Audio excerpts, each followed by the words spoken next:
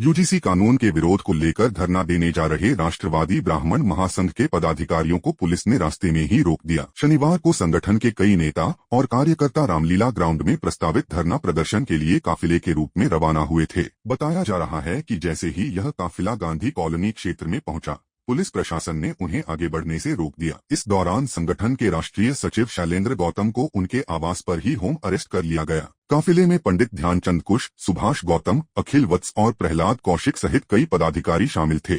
संगठन के नेताओं का कहना है कि वे यूजीसी कानून के विरोध में शांतिपूर्ण तरीके से अपनी बात रखने जा रहे थे, लेकिन पुलिस ने उन्हें रास्ते में ही रोक दिया। फिलहाल पुलिस की ओर से इस मामले में आधिकारिक बयान सामने नहीं आया है और क्षेत्र में निगरानी बढ़ा दी गई है। भैया, मेरा नाम पंडित ध्यानचंद कुश है। मैं राष्ट्रवादी ब्राह्मण संघ का राष्ट्रीय महासचिव हूँ, राष्ट्रीय सचिव। और जो है कल हमारा कार्यक्रम था शाम को जो है रामलीला मैदान जाने का। यूजीसी रोल रामलीला मैदान में तो है कार्यक्रम, रामलीला मैदान जंतर मंतर जहाँ भी है, दिल्ली जाने का प्रोग्राम था हमारा। और जो है सभी हमारी पार्टी कई गाड़ियों का सही जो है दिल्ली जानी थी, लेकिन जो है प्रशासन ने हमें यहीं रोक के खड़ा कर दिया और जो है ये वादा करा लिया कि वहाँ नहीं जाओगे। तो मेरा कहने का मतलब ये है कि इस तरह की सरकार हमने पहली बार देखी है कि जो प्रदर्शन पर भी रोक लगा रही है। तो हमारा जो है निजी अधिकार भी है, किसी का भी देश के अंदर जो है निजी अधिकार भी है कि वो किसी भी विषय पे प्रदर्शन। यूजीसी जो कानून लाई है सरकार, वोट बैंक राजनीति के तहत जो है, क्योंकि उन्हें अपनी सरकार जाती हुई दिखाई दे रही है, तो इसलिए जो है वो यूजीसी लाई है। लेकिन यूजीसी उल्टा उनके गले पड़ गया।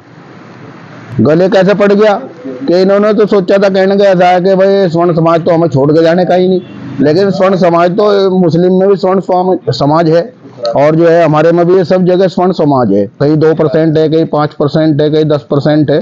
तो ये कुल मिला के भी जो है इसका भी तो आंकड़ा बहुत लंबा चौड़ा बैठता है। तो ये गलती कर गई सरकार। तो सरकार को जो है इस पर पुनः मंथन करना चाहिए और पुनः मंथन करके जो है यूजीसी को रोल बैक करना चाहिए, इसे हटाना चाहिए।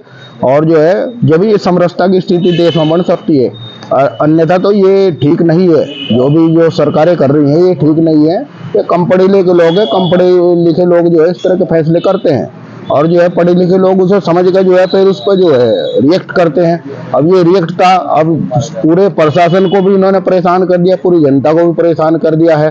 तो इसलिए जो है ये कानून जो लाए ठीक नहीं है। इसे जो है भाई हमारी मांगे अगर पूरी नहीं होती है तो फिर हम दूसरा कोई तरीका अपनाएंगे। अब ये प्रदर्शन करने पर तो इन्होंने ये रोक लगा रहे हैं। जगह जगह हमारे जितने भी आदमी हैं पूरे प्रदेश से जो है जो पूरे देश से दिल्ली जा रहे थे, जगह जगह प्रशासन के द्वारा रोक दिए गए हैं।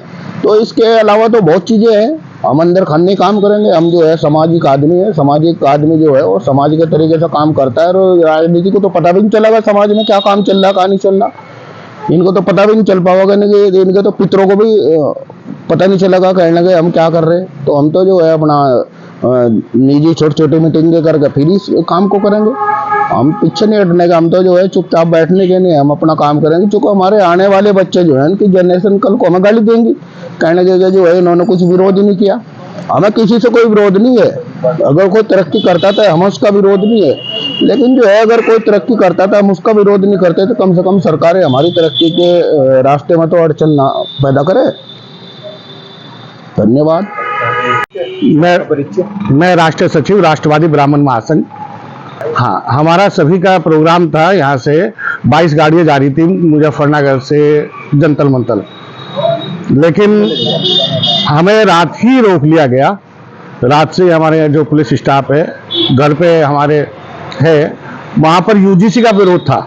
जो ये मोदी जी यूजीसी का कानून लेके आए हैं, काला कानून है, जिसमें स्वर्ण समाज के बच्चों को बिल्कुल धाराशाही कर दिया जाएगा। बच्चे या तो पढ़ेंगे नहीं, पढ़ेंगे तो बिल्कुल बंधुआ मजदूर होकर के पढ़ेंगे और यानी कि दूसरे समाज से बिल्कुल ये समझिए कि आप बिल्कुल दब करके वो कुछ कार्य नहीं कर पाएंगे जो वो कहेंगे वो करना पड़ेगा स्वर्ण समाज के बच्चों को। जो समर्थन में है पार्टी उसके हम समर्थन में। अभी कल ही वाइट आई है बहन मायावती जी की, उन्होंने स्वर्ण समाज के लिए बहुत अच्छा बयान दिया गया है। हम उनके इस बयान की सराहना करते हैं और हम साथ हैं। जो भी पार्टी हमारा साथ देगी हम उसके साथ होंगे, अन्यथा हम खुल के विरोध करेंगे। मोदी जी की खैर नहीं और योगी जी से बैर नहीं। अगर कानून नहीं लिया जाता वापस तो अब की बार मोदी को, जैसे वो कहते हैं कि हम तो फकीर हैं, थैला लेके जाएंगे, तो उसे थैला लेकर के ही निकलना पड़ेगा। मैं अखिल कुमार वत्स, युवा जिला अध्यक्ष राष्ट्रवादी ब्राह्मण महासंघ जनपद मुजफ्फरनगर से हूँ। ये आज इकट्ठा इसलिए हुआ है, आज 8 मार्च है और हमारी काफी समय से प्लानिंग थी। दिल्ली जंतर मंतर पर हम शांति प्रिय से अपना यूजीसी के खिलाफ विरोध प्रकट करने का, और सरकार द्वारा परमिशन भी दे दी गई थी, लेकिन वो भीड़ को इतनी देखते हुए सरकार बौखला गई, उन्होंने वो परमिशन रद्द कर दी। लेकिन हम ये काम बिल्कुल नहीं होने देने के। हमने बीजेपी को वोट किया है, लेकिन इस बार हम इसको इतना विरोध करेंगे कि सरकार ही गायब हो जाएगी। स्वर्ण समाज के साथ इन्होंने बहुत बुरा किया है, जिसका इन्हें भरपाई करनी पड़ेगी। और आने वाले समय में इनको गली गली में हम वोट नहीं देने के, इनका विरोध करेंगे। अपनी गली में घुसने के लिए प्रतिबंध कर देंगे जो भी स्वर्ण समाज के नेता बीजेपी से हमारे यहाँ से हमारे घर पर वोट लेने के लिए आएंगे। और अगर ये यूजीसी काला कानून वापस नहीं लिया तो अभी तो जंतर मंतर पर इन्होंने रोक लगाई। हमारे स्वर्ण समाज के लोग हर प्रदेश में है, हर जिले में है। हम जिले में जाम भी लगा देंगे सड़कों पे, रेल रोक भी आता है हमारे पास में, और भी बहुत इलाज हमारे पास में जो हम यूजीसी के खिलाफ करने के लिए तैयार है, और कोई हमें रोक नहीं पाएगा। यूजीसी के ऐसा काला कानून है जो हमारे बच्चों के भविष्य के खिलवाड़ के लिए ये बनाया गया है। इसमें हम कोई कार्रवाई भी नहीं कर सकते। किसी यूनिवर्सिटी में, कॉलेज में सामान्य वर्ग के बच्चे को किसी अन्य समाज के बच्चे ने कुछ गलत बोल दिया तो हमारा समाज का बच्चा की शिकायत नहीं दर्ज होगी, बल्कि उसकी शिकायत दर्ज होगी जो अन्य समाज का बच्चा है। और ये अभी कई जगह हो भी चुका जो सामान्य वर्ग के बच्चे भोग रहे हैं। तो हम नहीं चाहते कि आने वाले समय में सामान्य वर्ग, एक शिक्षित वर्ग है जो ये कल को अपराधी बने। ये सब सरकार की चाल है। पहले इन्होंने आपस में धर्म को बांटने का काम किया, अब इन्होंने जाति में बांटने का काम कर दिया। अब ये बताओ, स्वर्ण समाज को छेड़ करके पहले एसआईआर बिल चालू किया जिसमें कि 80% नुकसान बीजेपी को हुआ।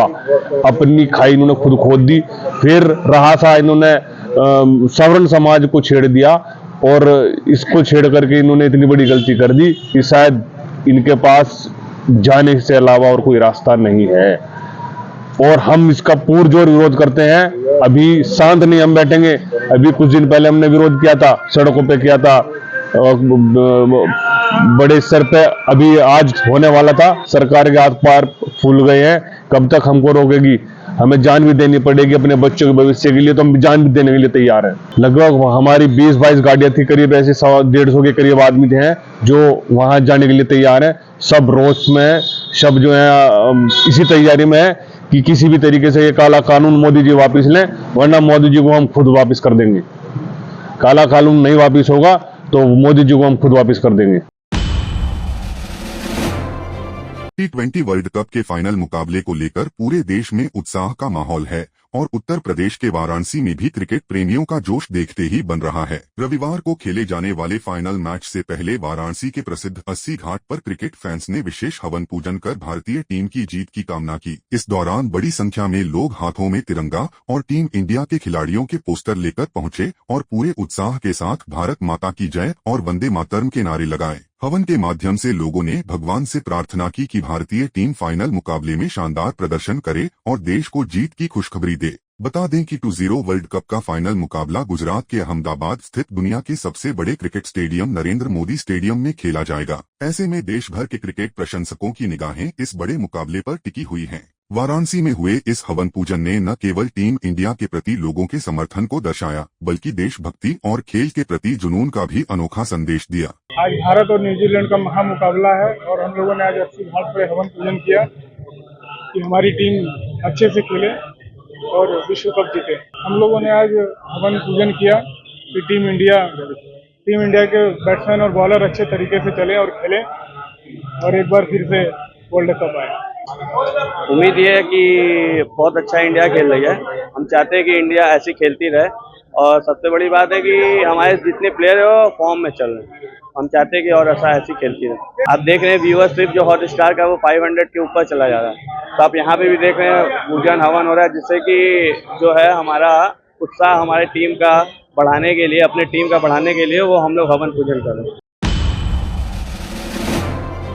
अंतर्राष्ट्रीय महिला दिवस के अवसर पर राजधानी नई दिल्ली के जवाहरलाल नेहरू स्टेडियम में पिंक मैराथन का आयोजन किया गया, जिसमें हजारों महिलाओं ने उत्साह के साथ भाग लिया। इस कार्यक्रम में दिल्ली के शिक्षा मंत्री आशीष सूद भी शामिल हुए। उन्होंने कहा कि सुबह सुबह इतनी बड़ी संख्या में महिलाओं का यहां पहुंचना प्रधानमंत्री नरेंद्र मोदी के फिट इंडिया अभियान की सफलता को दर्शाता है। उन्होंने महिलाओं को महिला दिवस की शुभकामनाएं देते हुए कहा कि महिलाओं का सम्मान हर दिन होना चाहिए। साथ ही उन्होंने 2-0 वर्ल्ड कप फाइनल को लेकर टीम इंडिया को भी शुभकामनाएं दी। ये पिंकेथॉन में हजारों महिलाओं का सुबह सुबह उठकर दौड़ना, अपनी फिटनेस के लिए समय निकालना, ये देश में फिटनेस कल्चर को जो फिट इंडिया मूवमेंट के माध्यम से नरेंद्र मोदी जी ने बढ़ाया, उसका द्योतक है। वैसे तो हर दिन ही विमेंस डे है, मगर 8 मार्च को इतना बड़ा एक तरह से खेलों का बड़ा काम होना, ये अपने आप में बहुत महत्वपूर्ण है। मैं आयोजकों को, जायडस ग्रुप को और मिलिंद सोमन को बधाई देता हूँ। मैच तो दिल मांगे मोर, ट्रॉफी जीते, एक तरफा जीते, बहुत बड़े पैमाने, बहुत अच्छे मार्जिन से जीते, यादगार मैच बने, हमारे खिलाड़ी बहुत अच्छा खेले। ऐसी शुभकामनाएं। मध्य प्रदेश के इंदौर में रंगपंचमी का पारंपरिक उत्सव पूरे उत्साह और उमंग के साथ मनाया जा रहा है। शहर की ऐतिहासिक धरोहर राजवाड़ा पर रंगपंचमी की प्रसिद्ध गैर के पहुंचने का सिलसिला शुरू हो चुका है। एक के बाद एक गैर राजवाड़ा चौक पहुंच रही हैं और हजारों की संख्या में शहरवासी इस भव्य उत्सव का हिस्सा बनने के लिए यहां जुट रहे हैं। ढोलनगाड़ों की गूंज, गुलाल और रंगों की बौछार के बीच लोग एक दूसरे को रंग लगाकर रंगपंचमी का जश्न मना रहे हैं, जिससे पूरे इलाके में उत्सव का माहौल बन गया है। यह परंपरा इंदौर की सांस्कृतिक पहचान मानी जाती है और हर साल इसे देखने के लिए बड़ी संख्या में लोग यहां पहुंचते हैं। वहीं इस बड़े आयोजन को देखते हुए जिला प्रशासन और पुलिस ने सुरक्षा के कड़े इंतजाम किए हैं। अधिकारी लगातार भीड़ और व्यवस्थाओं पर नजर बनाए हुए हैं ताकि त्योहार शांतिपूर्ण और सुरक्षित तरीके से संपन्न हो सके। देखिए, आप देख सकते हैं पूरी टीम यहाँ मुस्तैद खड़ी हुई है और हम लोग ने सारी व्यवस्थाएं जो होती हैं यहाँ पे सब कर रखी हैं। सुरक्षा की दृष्टि से हमारे ड्रोन कैमरे, स्टैटिक कैमरे सभी हैं, पुलिस बल तैनात है, नगर निगम की पूरी टीम मौजूद है, हमारे जो मजिस्ट्रेट्स हैं वो भी सब चप्पे पे लगे हुए हैं और सभी लोग ये प्रयास कर रहे हैं कि हमारी जो गेर की परंपरा है, बहुत ऐतिहासिक गेर है, ये अच्छे से संचालित हो, सभी लोग पूरे सुगमता के साथ इसमें भाग ले सके, उल्लास के साथ भाग ले सके। तो सारी व्यवस्थाएं की गई हैं और सभी जो हमारे मॉन्यूमेंट जैसे राजवाड़े की बिल्डिंग को भी प्रोटेक्ट कर रखा है, उसको कवर लगा रखे गए और उसके बाद जो सफाई की व्यवस्था रहती है उसकी भी तैयारी कर ली गई। देखिए, आज बहुत बड़ा मैच है, फाइनल मैच है, इंडिया वर्सेस न्यूजीलैंड और न्यूजीलैंड की टीम बहुत अच्छी है। तो मैं ये कहना चाहूँगा, इंडिया को बहुत मेहनत करनी पड़ेगी और ख़ास तौर से बॉलिंग में और फील्डिंग में, क्योंकि न्यूजीलैंड टीम बहुत अच्छी है। तो मुकाबला बहुत अच्छा होगा और टक्कर का होगा। जो अच्छा क्रिकेट खेलेगी वो जीतेगी। मेरा मानना है कि अभिषेक शर्मा लगातार खराब परफॉर्मेंस दे रहे हैं, तो रिंकू सिंह को, टीम मैनेजमेंट को सोचना चाहिए कि ले टीम में और उन्हें मौका मिलना चाहिए। फाइनल मैच है और बड़ा मैच है, तो मुझे पूरी उम्मीद है, हो सकता है कि आज चांस मिल जाए उन्हें खेलने का। हुए हैं अभिषेक शर्मा लगातार, अभी लास्ट मैच में भी, अभी जो सेमीफाइनल मैच हुआ है इंग्लैंड से, तो उसमें भी वो अच्छी बैटिंग कर रहे थे, मगर संजू सैमसन ने उन्हें समझाया कि आप ठीक से खेलो, मगर फिर भी वो अपना नहीं माने और खेल के आउट हुए। तो एक एटीट्यूड भी होता है, सामने वाला सीनियर खिलाड़ी समझा रहा है, उसकी बात को माने, मगर नहीं खेले वो। तो टीम मैनेजमेंट को देखना चाहिए, लगातार परफॉर्मेंस नहीं दे पा रहे हैं तो चांस दूसरे खिलाड़ियों को दे, तो रिंकू सिंह को चांस देना जरूरी है।